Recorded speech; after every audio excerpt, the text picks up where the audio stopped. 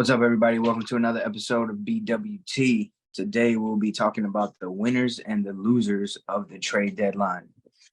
And then I will be giving you guys a review of the Yankees series, the last two series with the Orioles and the Rays. So my first winner is the Miami Marlins. They went off and got some power hitters. Jake Berger, he is hitting .214 with 25 home runs and 52 RBIs. And if you've been paying attention to him in the last couple weeks, he's been having games where he goes for 2 home runs, like 4, 5 RBIs. He has been the juice in the Chicago White Sox lineup, and now he brings his talents to Miami. They also went out and got switch hitting first baseman Josh Bell. He is hitting .233 with 11 home runs and 48 RBIs.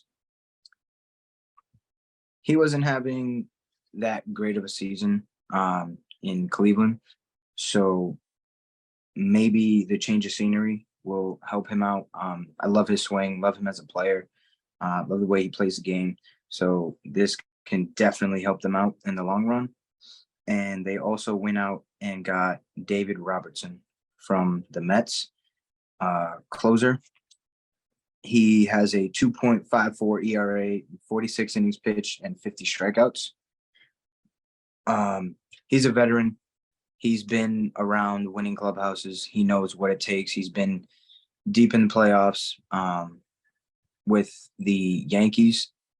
Unfortunately, he wasn't able to win with the Yankees, but he knows what it takes to get there, and also what it takes to try to win something out there in Miami. They got something special brewing, and that to me is one of the winners. That's my first winner of the deadline. Of course, you got the Houston Astros bringing back a couple guys, Justin Verlander and Kendall Graveman. Graveman is a reliever. Verlander is 6-5 with a 3.15 ERA, 94 innings pitched, and 81 strikeouts. He started off slow, coming off that injury, but now he has been on one. Him going back to Houston, that brought nothing but joy to Dusty Baker. He said it himself. He was not trying to be extra giddy in the dugout before the game when the news broke, but he's definitely excited. Kendall Graveman goes back as well. He is 3-4 with a 3.40 ERA, 45 innings pitched, and 43 strikeouts.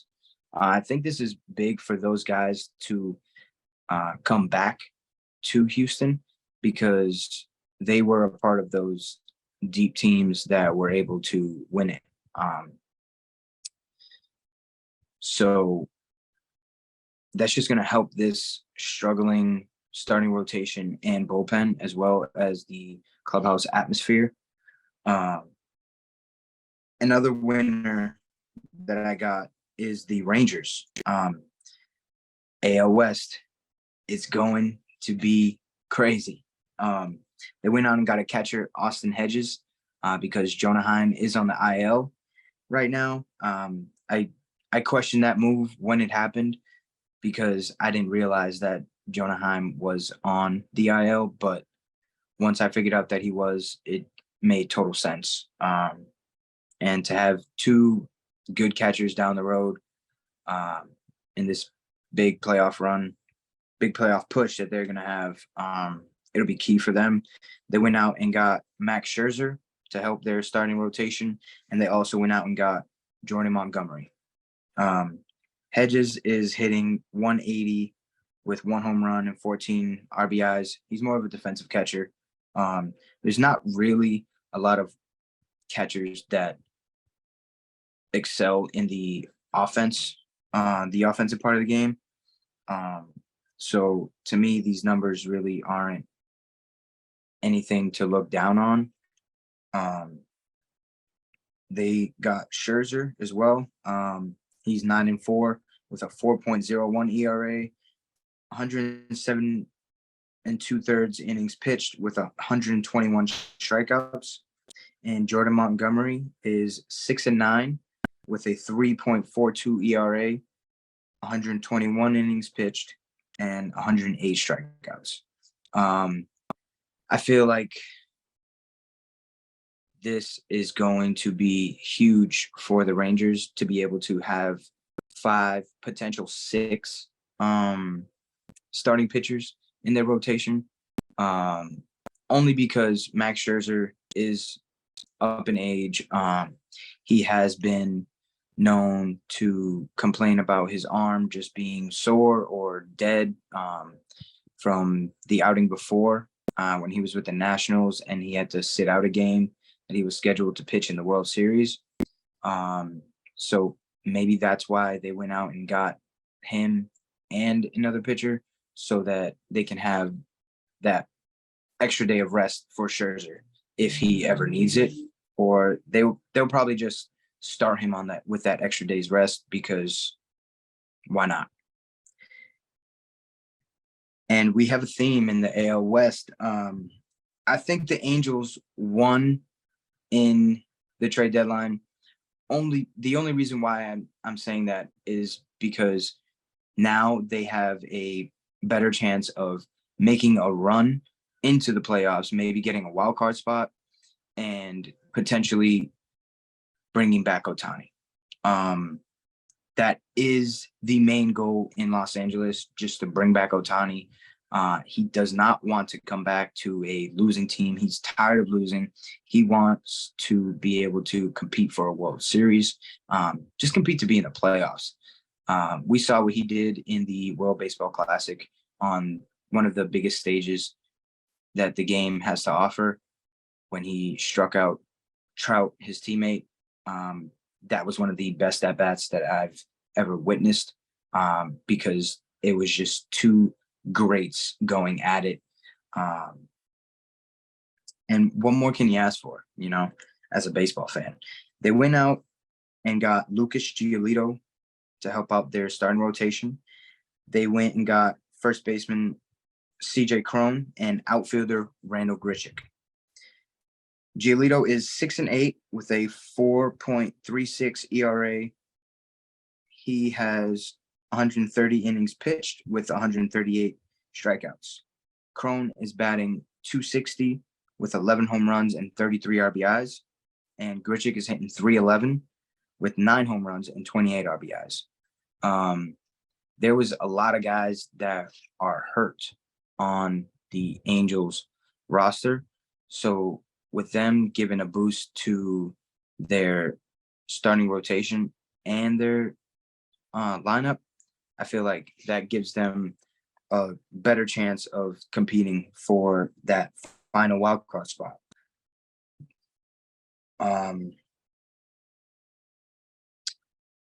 And those are my winners for the trade deadline. Now, some losers. We've got my beloved Yankees. Cashman, what are you doing? It is ridiculous that every press conference that I see, it's you just saying that getting guys back from the IL is going to help us. Why didn't you go out and make a move? I understand that some guys that you were potentially looking at that were on our radar, their teams ended up winning, like Cody Bellinger. I believe when Cashman said that today, he was specifically talking about Bellinger and how the Cubs were looking to be sellers, and then they got on this 7-game win streak, and now they're in it. So why trade away their best piece with a chance to potentially do something in the postseason or further than that? They went and got Kenyon Middleton, which has a 4.36 ERA. The Yankees already have one of the top 10 bullpens in the MLB. Why would you go out and get another arm to go in the bullpen? That I question that decision. And we also went out and got another relief pitcher, Spencer Howard, who has a 10 ERA. 10. Okay. 1-0. He's only made 3 appearances in the entire season.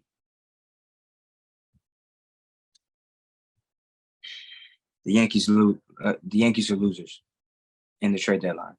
The Red Sox as well.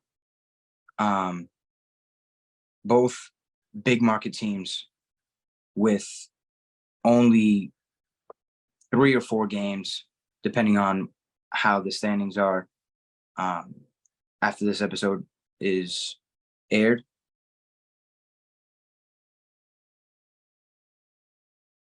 These teams, Yankees and Red Sox, are known for just being historic and going out and getting guys. And for these two teams being 4 games out of the last wildcard spot to not do anything drastic to improve their chances of getting that last wildcard spot, it really alarms me. The Red Sox went and got Luis Urias, who hasn't played in over a month. Just another utility guy. I kind of get the move because Justin Turner just went on the IL, but I mean, come on. To me, the Padres were also losers. They went and got journeyman Rich Hill. He's 43 years old. This is his 13th team in the MLB. He is not going to blow by any hitter in the MLB. He's not the guy that goes out there, throws 95, 96, 97, maybe 99 with great stuff. He is a crafty veteran who has a 4.76 ERA with a record of 7-10. He has 119 innings pitched and 104 strikeouts. I don't think that is going to help them in the NL West race because you guys they are going up against teams like the Dodgers, teams like the Diamondbacks. Rich Hill is not going to improve your chances of winning a ball game. I will tell you that right now. They also went out and got G-Man Choi. G-Man Choi is hitting .205 with 6 home runs and 11 RBIs. This guy, the entire time that I've known about him in the MLB, he was playing on the Tampa Bay Rays not too long ago. And the only person that he ever did good against was Garrett Cole. Garrett Cole's kryptonite was G-Man Choi. It was ridiculous. Every time that the Rays played the Yankees and Cole was starting, I knew that G-Man Choi was going to have a great game because he practically owns Cole. So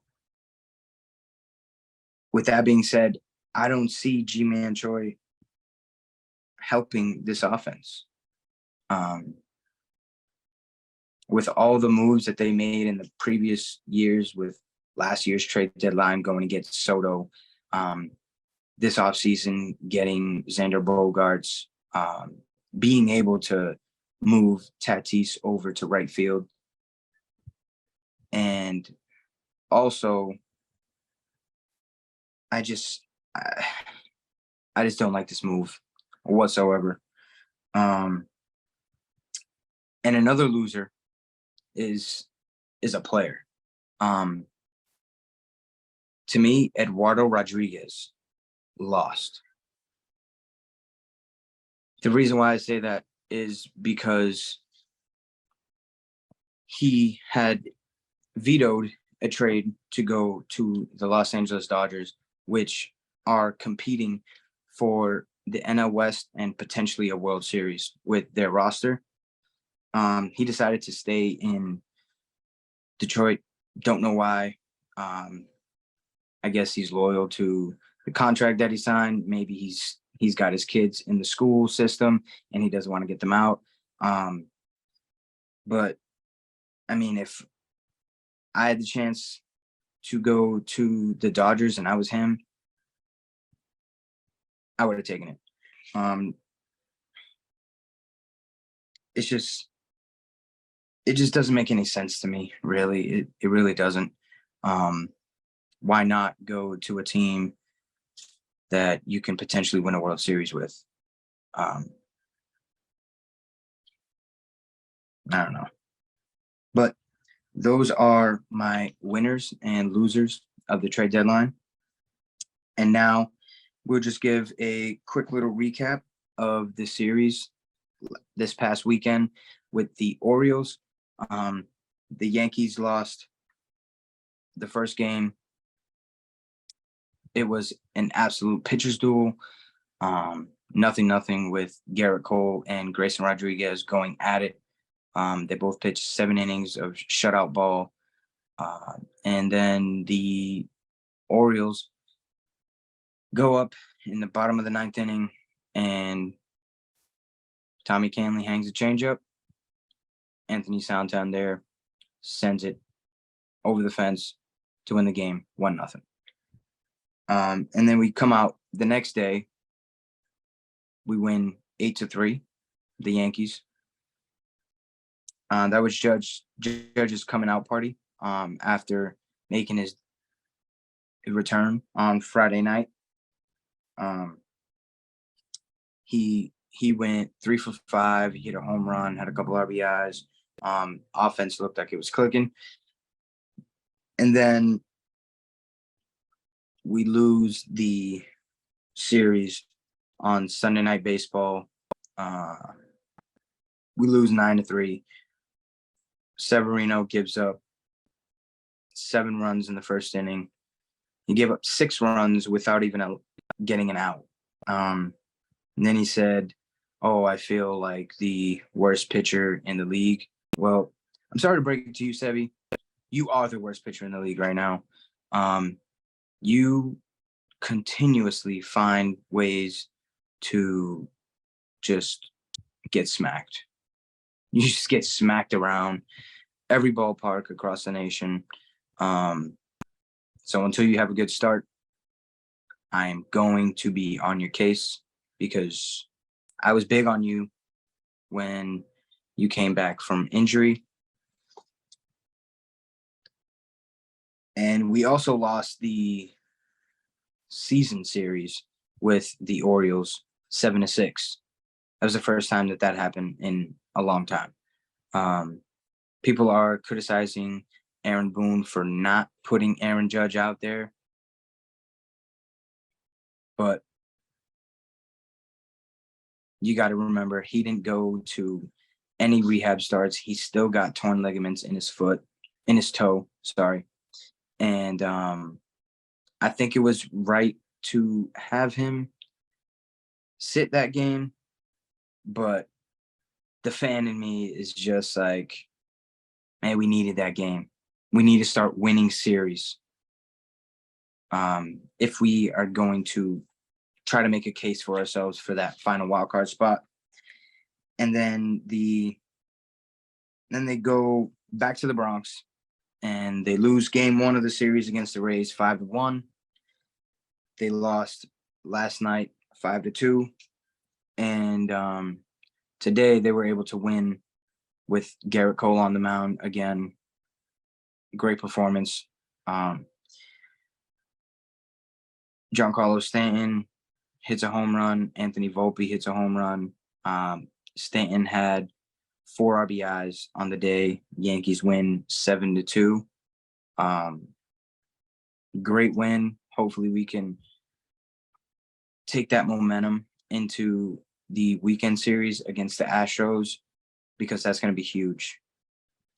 If we do not take 2 out of 3, I'm starting to feel really bad about our chances to get into the postseason at all.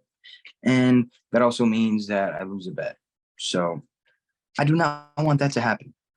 So the Yankees need to figure it out, because this Yankee fan is tired of just seeing bad baseball, unmotivated baseball. Cashman, again, buddy, you need to figure it out. You need to really take a step back, evaluate the things that you haven't done. I don't care about the things that you've done. I want you to sit there and really think about the things that you haven't done. Because the fact that you didn't go and get help offensively for the catcher's position when Salvador Perez was available. Randall Grichuk was having a good year with the Rockies, batting over 300, playing left field, which is a spot that we need defensively and offensively to start playing well. Shout out to IKF, Isaiah Kiner-Falefa, because he has been one of the most consistent hitters over this time. But left field has been such a hole for us. I'm really disappointed that we didn't do anything at the trade deadline for that position, or any offensive position at that point. But yeah, those are my winners and losers of the trade deadline. Let me know what you guys think down below. Make sure you guys comment who won, who lost, what trades you liked, what trades you didn't like. I'll tell you right now, a trade that I liked, which is in our division, the Orioles going to get Jack Flaherty. I feel like he needed a change of scenery from St. Louis, and I think it's going to fit. It's going to be a great fit for him to go to Baltimore, help out those young pitchers in the rotation, just click with that rotation and be able to keep rolling, because they are one of the best teams in the major league right now. So hopefully they don't. Hopefully he just keeps pitching the same way that he's been pitching this year. It's only a rental for 2 months, so they can re-sign him. They cannot re-sign him. But yeah, that's about all I got for you guys today. Peace.